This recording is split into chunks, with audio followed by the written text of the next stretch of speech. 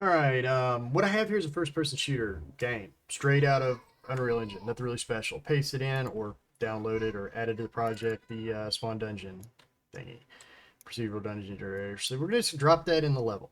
All right, that's the first thing we're going to do. Let's make sure it's not overlapping. Just put it up, way up here, way out there.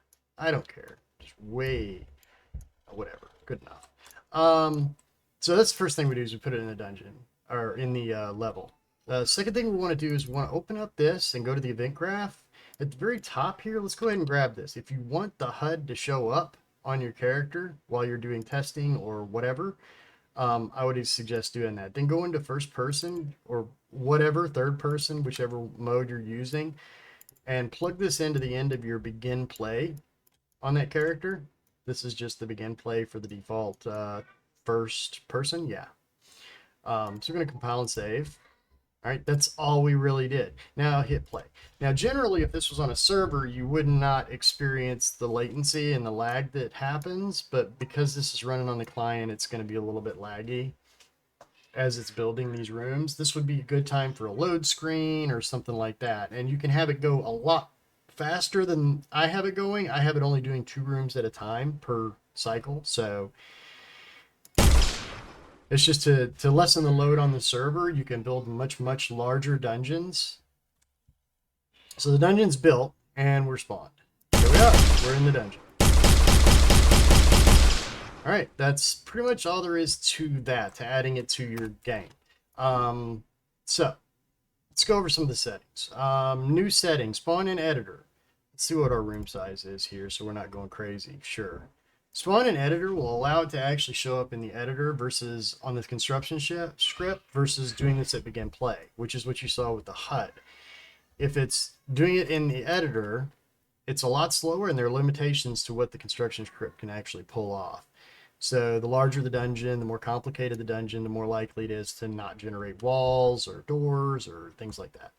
Second thing you're going to notice is we have caves now. There's a cave system.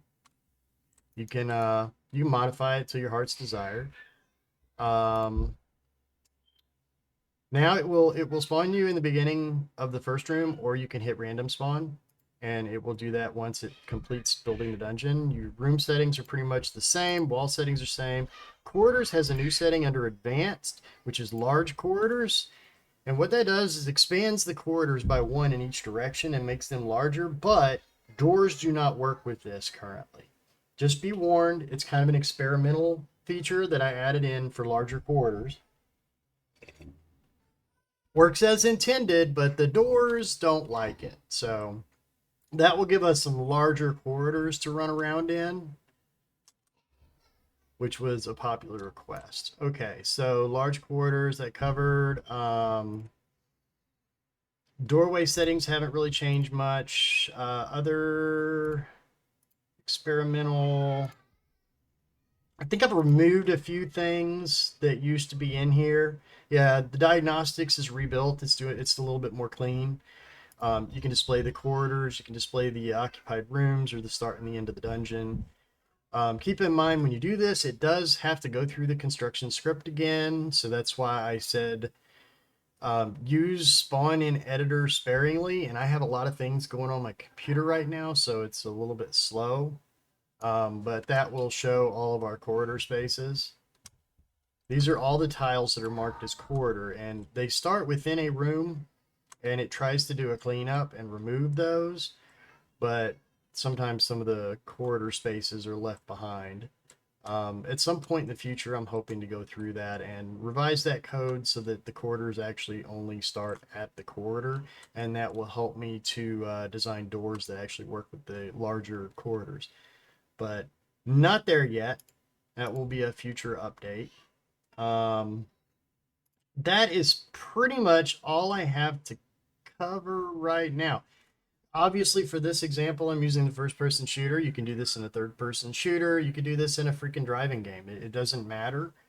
The important thing is the only reason why I added the HUD is that you can see the progress indicator, which would be a sort of loading screen if you were going into an instance version of this with like some friends. So yeah, the caves are new. that was a new thing. So, and it works also with rectangular caves as well. They look so much more functional and better with Hex. But of course, you can generate them as a rectangular or square grid as well. Let's give it a second to update.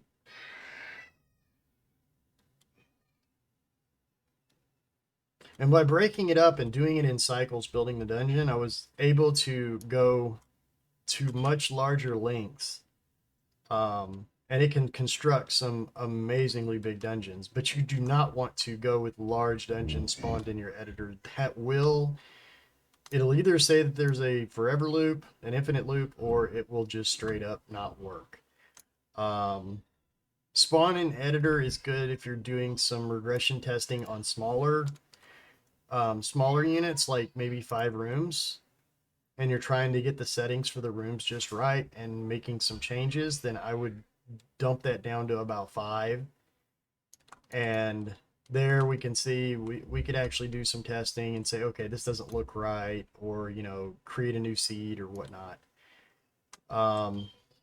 So that's pretty much all I've got for this update. All right.